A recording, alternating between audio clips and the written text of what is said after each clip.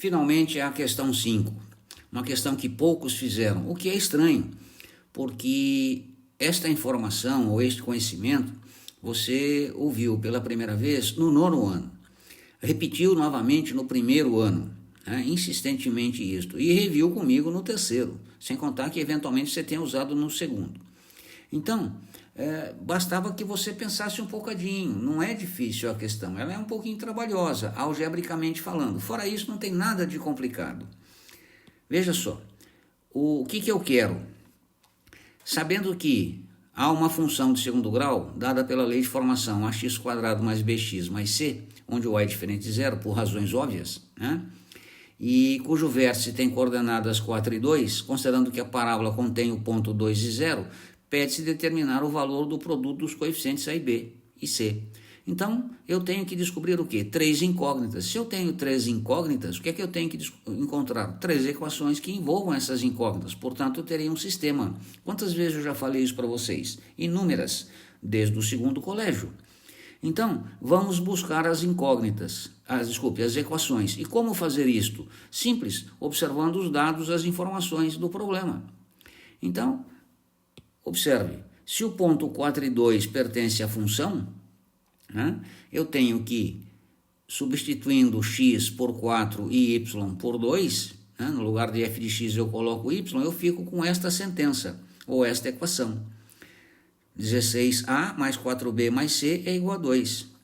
Se 2 e 0 também pertence à função, fazendo o raciocínio análogo, substituindo x por 2 e y por 0, eu tenho esta equação, que resolvida me leva para esta equaçãozinha aqui, 4a mais 2b mais c igual a 0.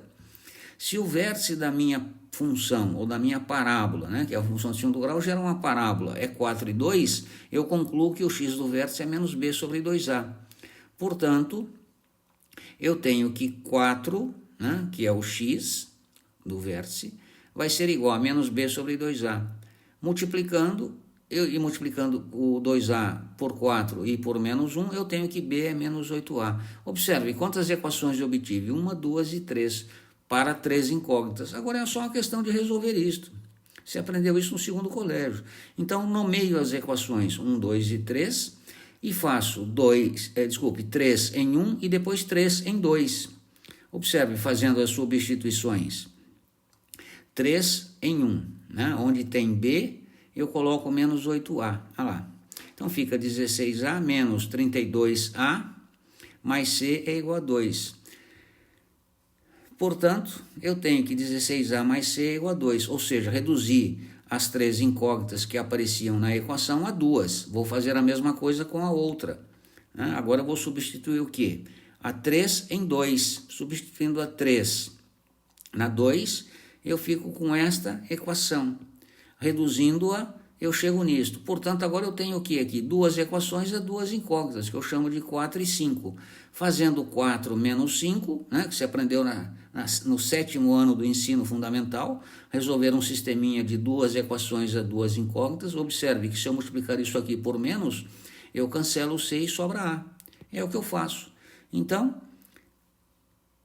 efetuando a operação, eu chego que a é menos meio. Se a é menos meio, vou pô-lo em 3, por exemplo. Poderia botar em qualquer lugar, mas em 3 eu já acho o valor b.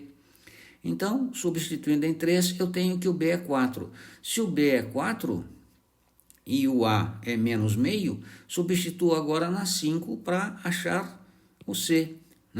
Então, em 5, eu tenho que o c é menos 6. Pronto, encontrei o a, b e c. Eu não quero nem a lei de formação, eu quero o produto deles. Multiplicando menos meio por 4 por menos 6, costuma dar quanto? 12.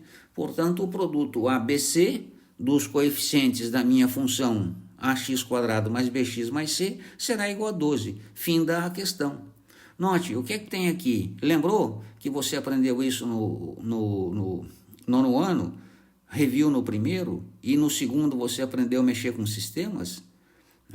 Então essas coisas não podem ser esquecidas. Por quê? Porque se esquecidas forem, fora do vestibular, é muita pena para pouca coisa. Portanto, tenha atenção, por favor.